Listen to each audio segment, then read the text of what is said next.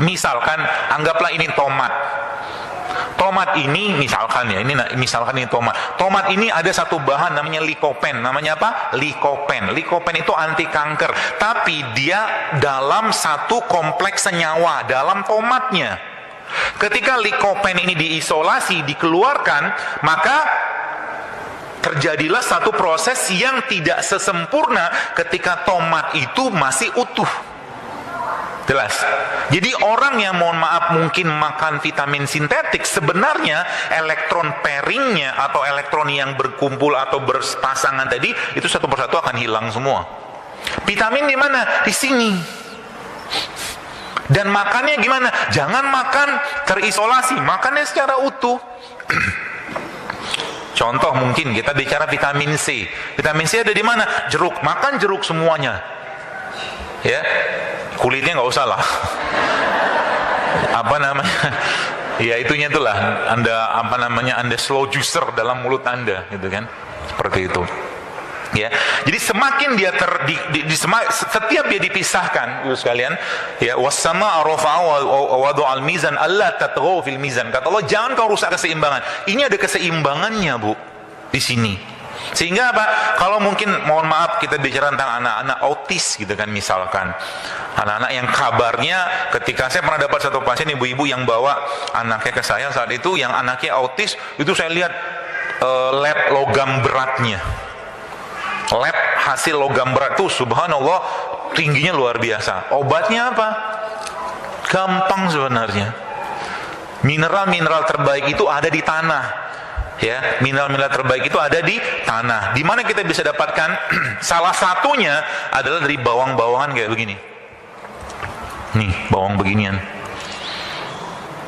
Dibikin apa? Dibikin sambal matah. Itu udah jadi chelation. Chelation itu ada satu teknik terapi namanya mengikat logam berat. Di dunia pengobatan barat nggak ada begituan. Ya. Coba mungkin, saya tidak menyalahkan, cuman kadang-kadang saya melihat porsi itu kebablasan. Contoh, orang pegel-pegel, Anda berobatlah ke dokter, pegel-pegel, dikasih apa? Vitamin B kompleks. Betul? Saya tahu karena saya dokter. Kalau saya katakan apa? Anda lagi pegel-pegel, saya katakan olahraga. Pergi bekam sana, exercise, stretching, relax, hilang tuh pegel-pegelnya. Iya kan? Terus ngapain lagi? Habis itu gak usah susah-susah, minum kayak beginian. Nih, saya bawa ini kunyit. Apalagi ada lagi namanya tuh, lupa pula bawa tadi. Oh ini dia nih. Apa nih? Jahe merah. Hilang pegelnya. Karena dia bisa buang asam laktat. Gitu ya. Jadi tapi bahaya juga kalau orang semua sehat. Enggak lah. Kalau semua orang pada sehat, anggaran kesehatan kan bisa dialihkan untuk yang lain. Gitu loh. Jadi dokter itu kita bantulah mereka. Kasihan dokter tuh. Ya capek mereka. Ya ngobatin orang sakit, apalagi yang datang kebanyakan orang sakit. Nggak ada orang datang ke dokter itu untuk silaturahim. Nggak ada kan? Kebanyakan nggak begitu.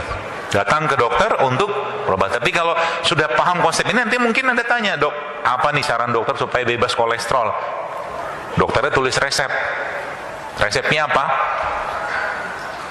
8 tambah 3 tambah B. Wih, itu dokter yang soleh banget tuh. 8-nya apa? Puasa Senin Kamis sebulan. Wih. 3-nya apa? Puasa ayamul bid. B-nya apa? Berbekam. Hilang kolesterolnya. Tambah satu lagi IF. IF itu apa? Intermittent fasting.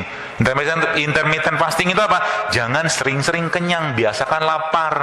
Itu kata kuncinya. Jadi kalau Anda baru sekali mulai sekarang pengen hidup sehat, jangan pernah biarkan lambung Anda penuh. Itu kata kuncinya. Sebab apa? Ada satu proses dalam tubuh kita namanya autofagi. Autofagi ini adalah satu proses yang dia sebenarnya penemuan baru, ditemukan seorang dokter di Amerika atau Jepang seingat saya. Dia menemukan bahwa ternyata tubuh itu bisa memakan sel-sel yang rusak dengan catatan kalau tubuhnya dalam kondisi lapar. Ya. autofagi bisa terjadi kalau seandainya orang itu dalam kondisi lapar. Ya. Jadi kalau Anda pengen punya pencernaan yang lebih baik, bukan kurangi makanan sebenarnya, tapi Anda biasakan aja sering-sering lapar. Nanti habis itu konsepnya tadi awal tadi apa? Makan bukan untuk kenyang, tapi untuk nutrisi. Anda makan untuk nutrisi.